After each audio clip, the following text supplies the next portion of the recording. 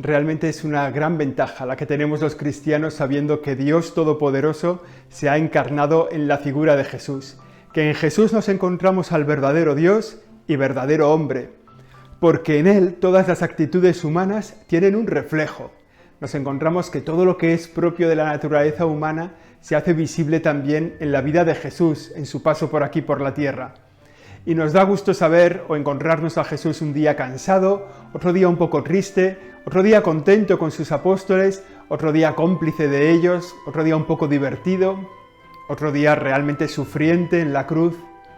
Y a veces esto nos da consuelo de saber que nuestra propia vida ya ha sido vivida por Dios, que cuando le hablamos a Dios de nuestra vida, Él la ha sufrido en primera persona, la vida humana, completamente. Pero a las personas que nos enfadamos con frecuencia, nos da un poco palo darnos cuenta de que el Señor casi no se enfada en la Escritura. Y decimos, bueno, que no es propio de la naturaleza humana enfadarse, sentirse removido por dentro diciendo que esto no es justo, que esto hay que cambiarlo. Y el Evangelio sutilmente nos ofrece un par de pasajes del Evangelio que a los que nos enfadamos con frecuencia nos consuelan, que es encontrarnos a Jesús enfadado. Jesús que también se enfada, Jesús que se enfada con las realidades de injusticia que vive en su tiempo, con aquello que contradice profundamente su corazón. Una de esas veces que se enfada la escuchamos hace unos domingos en el Evangelio de Marcos, cuando él llega a la sinagoga de Cafarnaún y se encuentra ahí a un manco, y este manco dice, conviene hacerle a este un milagro en sábado, y los fariseos se ponen de perfil. Y el Señor dice, los mira con una mirada airada, ¿no? Diciendo, ¿cómo puede ser que sean con un corazón tan duro estos tipos a los que se les está diciendo si se puede curar y todavía ponen dudas, ponen como reserva? La segunda vez que Jesús se enfada aparece en el Evangelio de este domingo y es uno de esos momentos gráficos que todos tenemos en la cabeza. Da igual qué película hayamos visto de la vida de Jesús, o da igual que nunca hayamos visto una escena así, la tenemos bien representada en nuestra cabeza. El Señor que se acerca al templo y se encuentra allí mercaderes, cambistas, gente que vende animales, allí en el atrio del templo, ¿no? Y eso le produce una gran ruptura por dentro, ¿no? Y hace un cordel de cuerdas y los echa a todos y vuelca las mesas. Es un momento de realmente ira del Señor, de profundo enfado del Señor. En primer lugar, hay que pensar que lo que allí pasaba no era un despropósito. Es verdad que en el templo de Jerusalén se ofrecían los sacrificios en los diferentes momentos de la vida de las personas, cuando había nacido un niño o cuando se ofrecían los sacrificios previstos, rituales por la ley de Moisés, para sanar a un enfermo, para agradecer a Dios, para lo que fuera. Claro, si allí había que ofrecer sacrificios de animales, era lógico que hubiera un cierto mercado de animales en torno al templo. Y también era normal que hubiera cambistas de monedas, porque llevaban judíos de todas partes, cada uno con sus monedas, y era lógico que se habilitara un cierto intercambio de monedas. Por tanto, no era un despropósito total. Pero el Señor, cuando se encuentra la casa de Dios, el lugar del encuentro de Dios, que es el templo de Jerusalén, se encuentra convertido en eso, en un lugar de mercadeo y de cambistas, se enfada tanto que acaba disolviéndolos a golpes a todos, ¿no? Y empieza una manifestación muy visible de su enfado. Esto los fariseos, los escribas, la gente que está allí le dice, bueno, ¿qué signo nos das tú para impedir que hagamos esto que es tan necesario para la vida del templo, por un lado, y que está previsto en la ley de Moisés? O sea, ¿quién eres tú para hacer esto, ¿no? Danos un signo de que hablas con autoridad, de que hablas con poder. Y Jesús les dice, mirad, destruid este templo y en 3 días lo reconstruiré. El Señor está aludiendo a un dato de la memoria histórica del pueblo de Israel que está muy sólidamente asentado.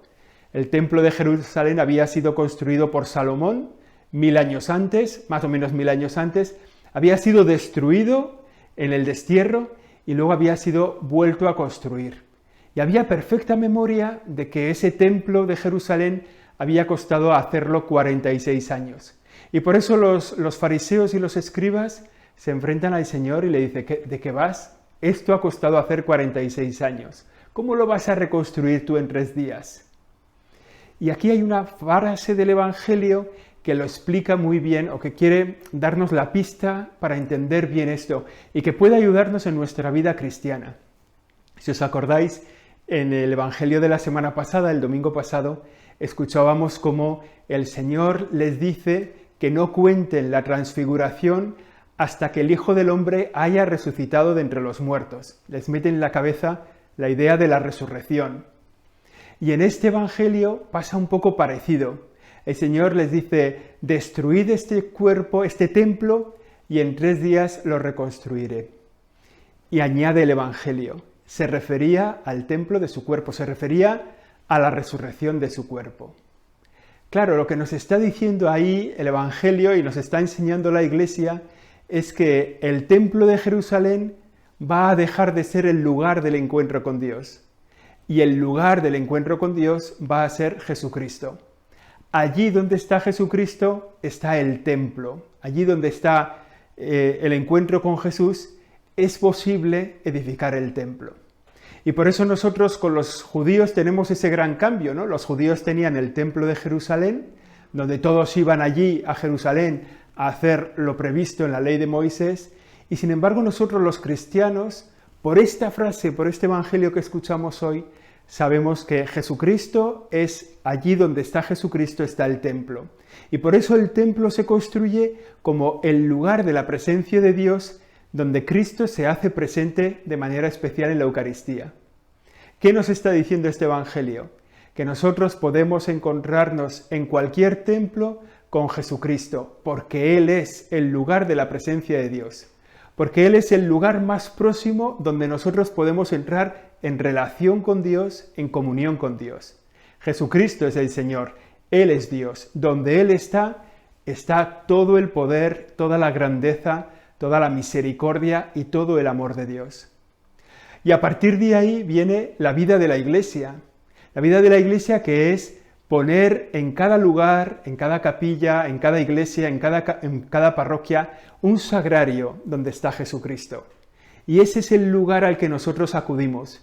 Nosotros no vamos a Jerusalén para adorar a Dios. Vamos a la iglesia. En cualquier iglesia está Jesucristo para ser adorado. De lo que nos habla este evangelio y a lo que nos invita este evangelio es acudir a Cristo como lugar del encuentro con Dios. Él es Dios mismo, Él es el Verbo de Dios hecho hombre.